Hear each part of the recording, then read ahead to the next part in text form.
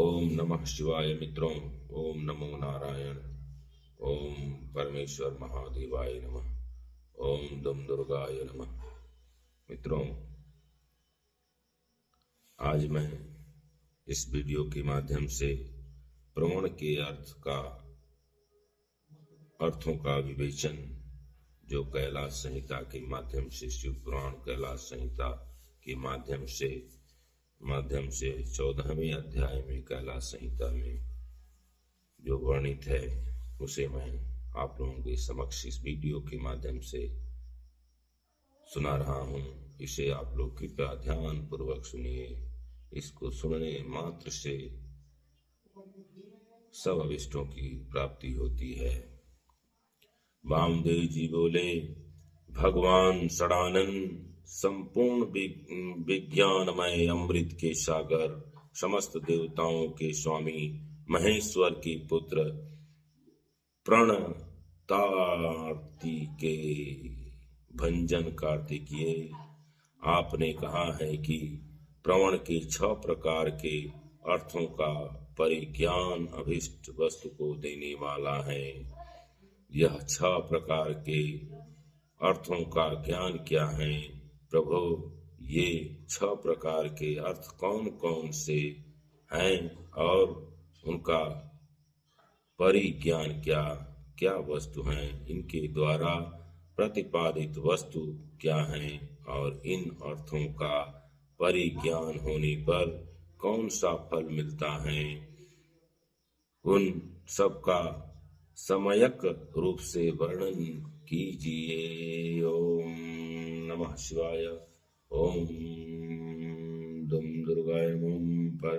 परमेश्वरीभ्यो नमः। ओम परमेश्वर महादेवाय नमः। ओम सुब्रमण्यम स्वामीभ्यो नमः। ओम कार्तिकेयभ्यो नमः। सुब्रमण्यम मस्कंद बोले, मुनि श्रेष्ठ, तुमने जो कुछ पूछा है उसे आदर पूर्वक सुनो। समिष्ट और व्यशिष्ट भाव से महेश्वर का परिज्ञान ही प्रणवार्थ का परिज्ञान है।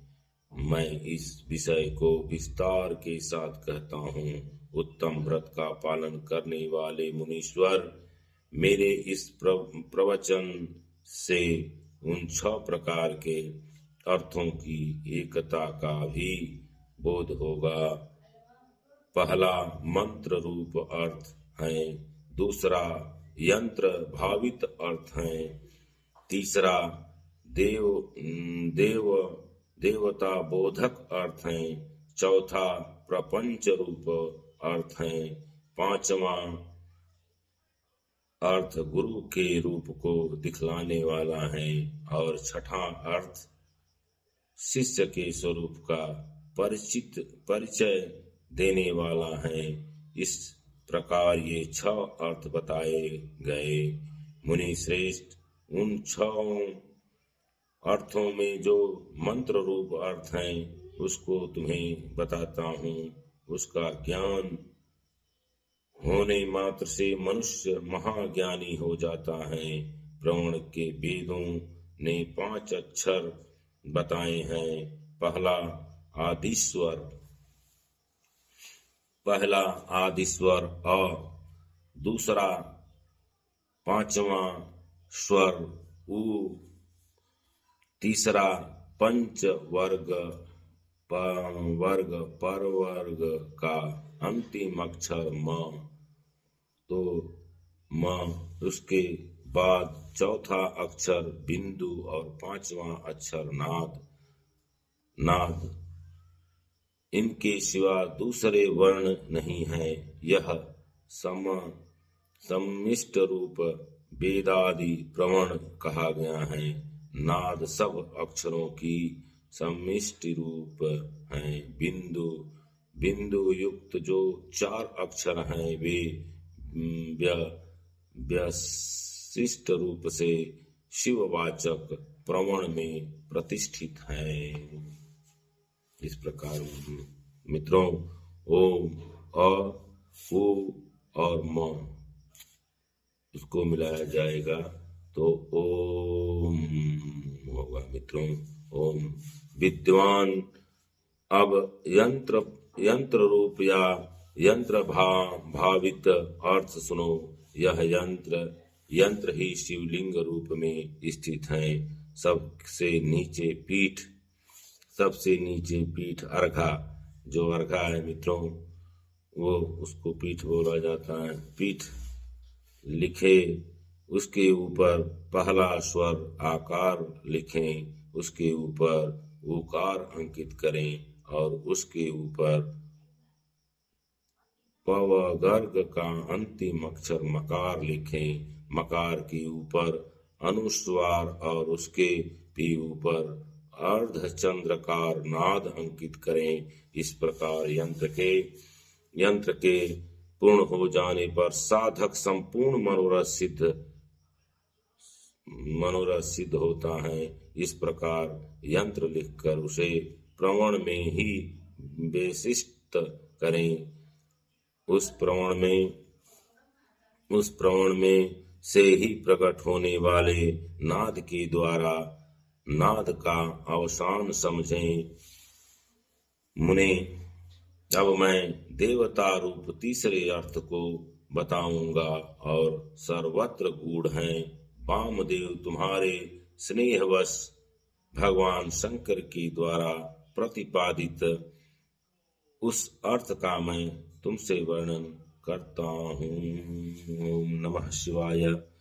सदो जात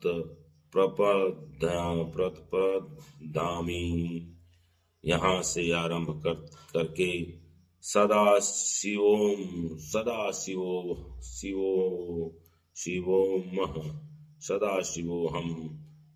तक जो 5 मंत्र हैं, श्रुति ने प्रवण को इस सब का वाचक कहा है।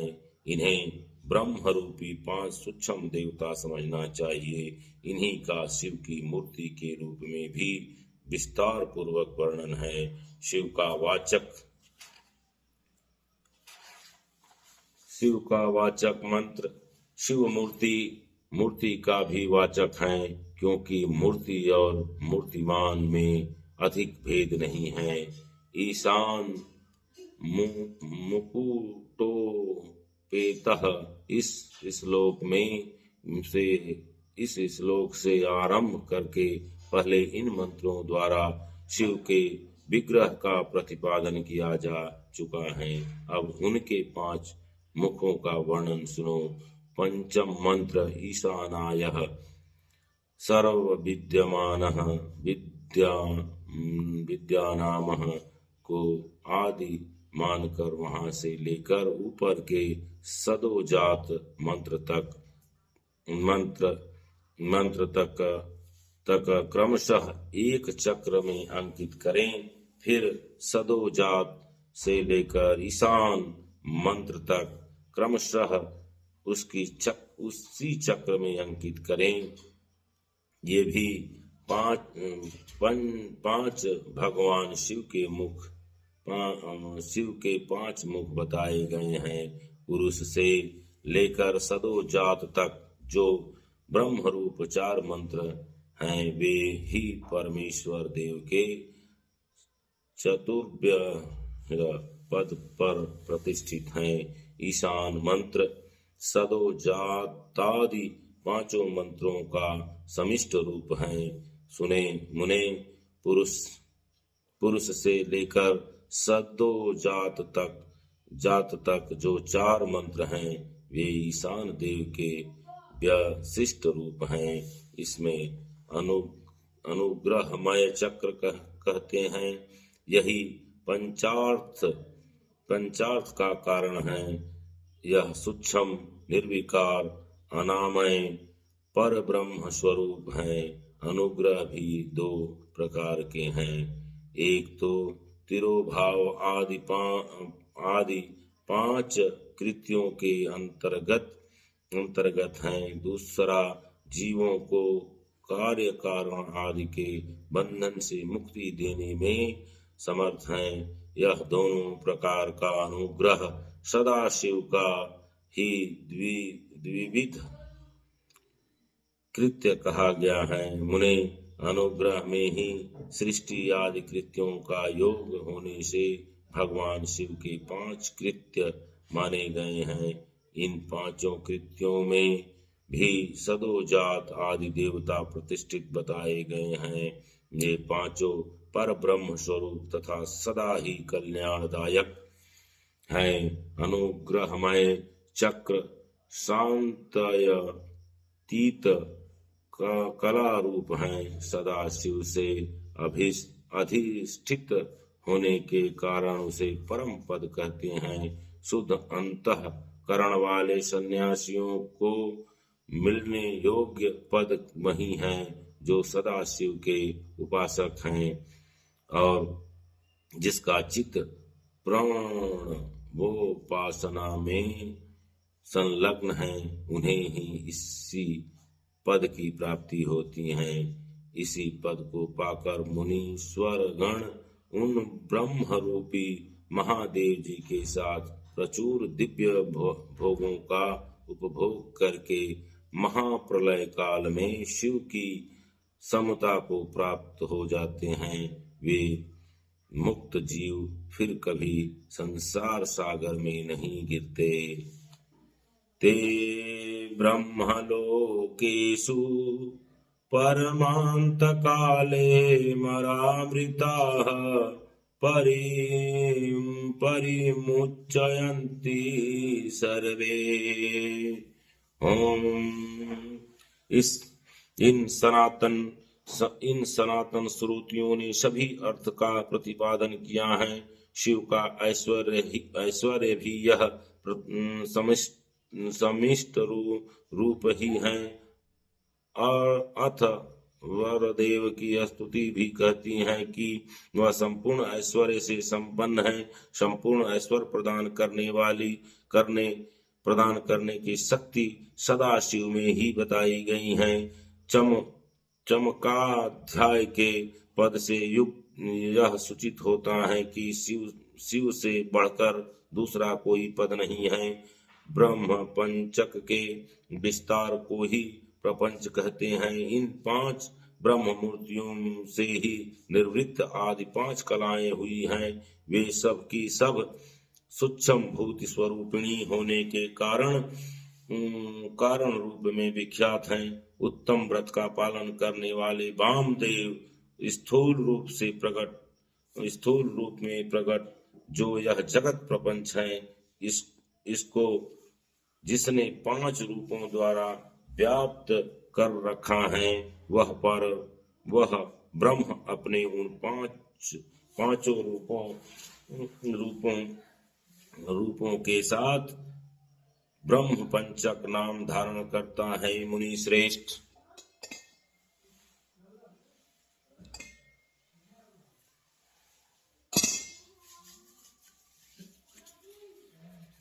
श्रेष्ठ पुरुष श्रोत्र वाणी शब्द और आकाश इन 5 को ब्रह्म ने ईशान रूप से व्याप्त कर रखा है।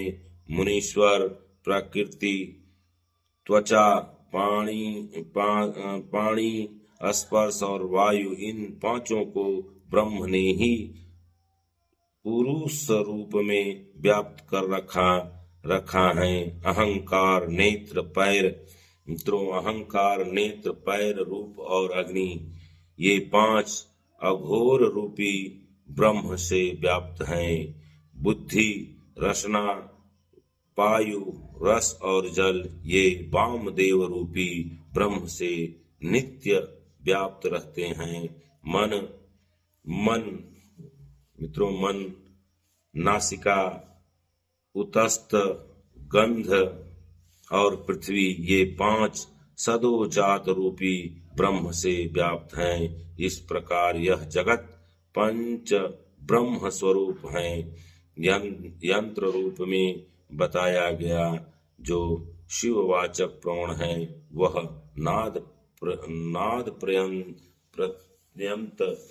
5 वर्णों का समिष्ट रूप है तथा बिंदु युक्त जो 4 वर्ण हैं वे प्रवण के विशिष्ट रूप हैं। शिव के उपदेश किए हुए मार्ग में उत्कृष्ट मंत्राधिराज शिव रूपी प्रवण का पूर्वोक्त यंत्र रूप में चिंतन करना चाहिए।